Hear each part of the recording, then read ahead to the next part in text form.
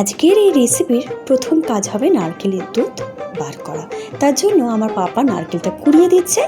নারকেল কোড়ানোর পর 1 কাপ জলে নারকেলটা দিয়ে জলটা গরম করে একটা সাদা কাপড়ে মুড়ে ভালোভাবে চেপে চেপে নারকেলের দুধটা বার করে নেবো। এবারে একে একে কিছু সবজি কেটে নিই। চলো, প্রথমেই কেটে নিচ্ছি পেঁয়াজ। এখানে আমি একটা বড় পেঁয়াজ আর একটা ছোট্ট পেঁয়াজ নিয়েছি। আর কেটে নিচ্ছি আদা, আর কেটে নেব অর্ধেক টমেটো। এবারে চলো একটা মিক্সারের জারে পেঁয়াজ, আদা, কাঁচা লঙ্কা, হাফ টমেটোটা নিয়ে ভালোভাবে পেস্ট করে নিই।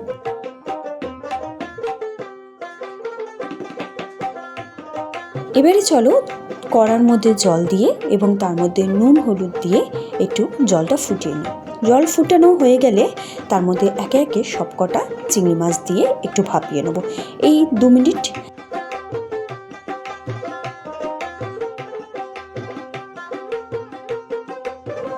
হয়ে গেছে। এবারে চলো চিংড়ি মাছগুলোকে নামিয়ে নিই।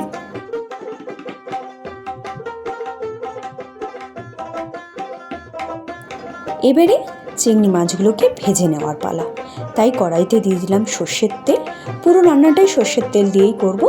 একে একে চিংড়ি মাছগুলোকে দিয়ে হালকাভাবে ভেজে নেব লো ফ্লেমে।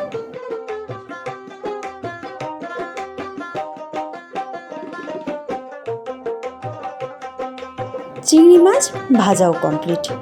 এবারে ওই সর্ষের তেলে ফোড়ন হিসেবে দিয়ে নেব তেজপাতা, শুকনো লঙ্কা আর গোটা গরম মশলা। আর দিয়ে নেব অল্প পরিমাণ চিনি, যাতে রঙটা সুন্দর আসে। এবারে চলো যে পেস্টটা তৈরি করেছিলাম সেটা দিয়ে নিই। আর দেবো সামান্য নুন। চলো বন্ধুরা, এবারে কষিয়ে নিয়ে মশলাটা যতক্ষণ না তেলটা ছাড়ে। তেল ছেড়ে দিয়েছে। এবারে দিয়ে নেব নারকেলের দুধ, তাও আবার ছেঁকে, যাতে নারকেল কোড়াটা ভুলক্ষণেও এই গ্রেভির মধ্যে না পড়ে, নালে স্মুথ ব্যাপারটা থাকবে না। আর দেওয়ার পরে অপেক্ষা করব যতক্ষণ না গ্রেভিটা ফুটে ওঠে।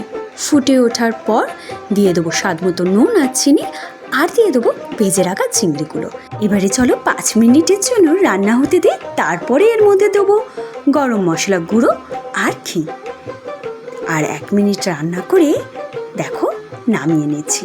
কেমন লাগলো আজকের এই চিংড়ি মাছের মালাইকারির রেসিপি? অবশ্যই জানিও কমেন্ট বক্সে। আর অবশ্যই বাড়িতে একবার ট্রাই করো। লাইক, শেয়ার এবং চ্যানেলটাকে সাবস্ক্রাইব করতে ভুলো না বন্ধুরা। বাই।